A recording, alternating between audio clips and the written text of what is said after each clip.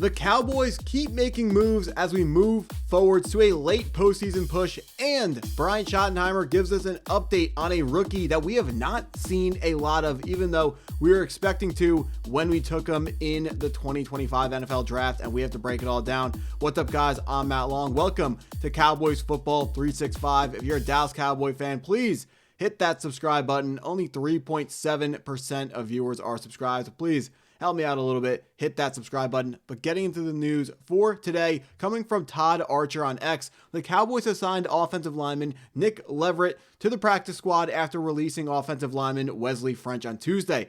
Nick Leverette is an offensive guard, and we need to make sure that our interior offensive line positions, right guard, left guard, and center, are as deep as possible as we await the return of our starting center, Cooper Beebe. Now, if you don't know who Nick Leverette is, I will fill you in right now. He was an undrafted free agent coming out of Rice a couple years ago, started 11 games for the Tampa Bay Buccaneers back in 2022, but now he is moving around on practice squads, comes in 6'3", 310 pounds, so big dude, as you would expect for an NFL level offensive lineman, and just someone that is going to come in and continue to add depth to our offensive line. We know Jerry Jones always wants to make sure that the Dallas Cowboys have the best offensive line that we can possibly put out, and he wants to recreate the teams of what we had with, Tyron Smith and Frederick and Zach Martin back in the late 2010s. He wants to recreate that type of offensive line for Dallas.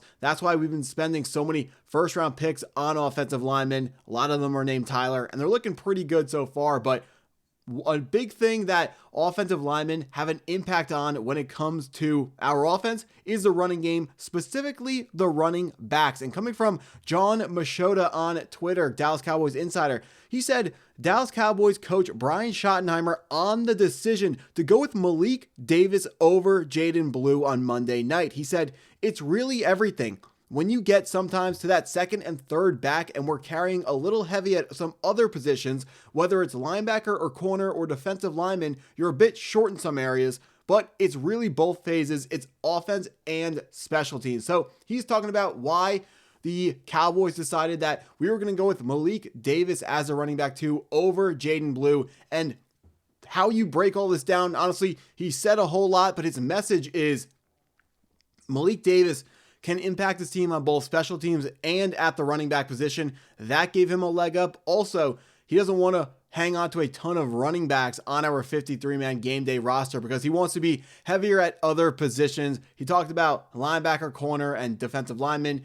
Any one of those positions may be deeper on any given game day, but all of those positions have one thing in common. They're all on defense. We know we still have the second worst defense in terms of points allowed. We've now improved to the third worst defense in yards allowed per game. That's got to get better. And part of the solution there is being deeper at those positions on game day. But you have to remember, when you're deeper at one position, that means you're going to have to sacrifice somewhere else and be lighter at another position. So Shotty is going to decide to be lighter at running back and then be heavier at those positions on defense. But that's not everything that he said about the subject. He also said Malik has done an incredible job since he's been back. He and Jaydon will continue to compete, but right now, when you're looking at the two, that's where Jaydon has to understand, until you're the guy, which at some point, hopefully he is the guy, you got to be able to impact the game in other ways, and I think he understands that. Now, a lot of us were excited about Jaydon Blue when he was selected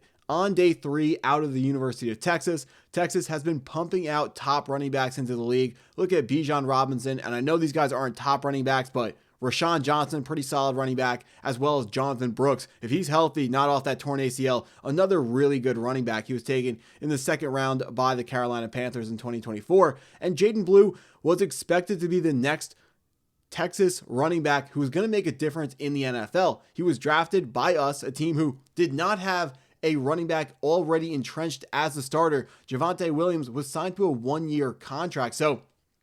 And Javonte Williams coming into the season had a ton of injuries in the past and wasn't living up to what the Denver Broncos expected of him when they made him their second round pick back in, I believe it was 2022, back in the second round coming out of the University of North Carolina. I think he was actually earlier in 2022, but he was a second round pick. Javonte Williams with the Denver Broncos did not live up to his draft status.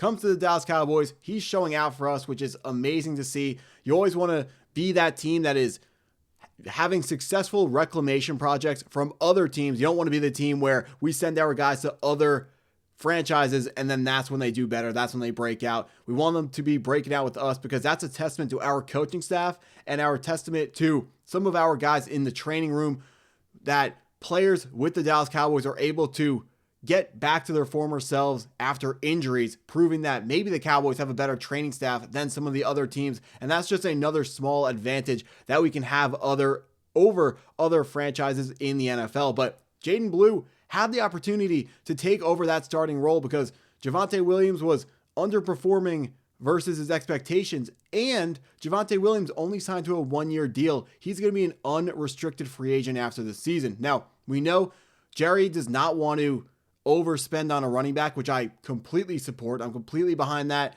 I don't want to draft running backs high. I don't want to pay them big time contracts. So if he thinks that Javonte Williams is going to ask for a big time contract because he's had a career breakout year in a contract year for him, I would understand Jerry if he wanted to let Javonte Williams go and go after another cheap replacement at running back, whether that is in the draft or in-house or, another cheap free agent fix. But Jaydon Blue has to find a way to, just like Coach said, he's got to find a way to impact the game, not only at the running back position. Because right now, he's getting outplayed by Javonte Williams and by Malik Davis.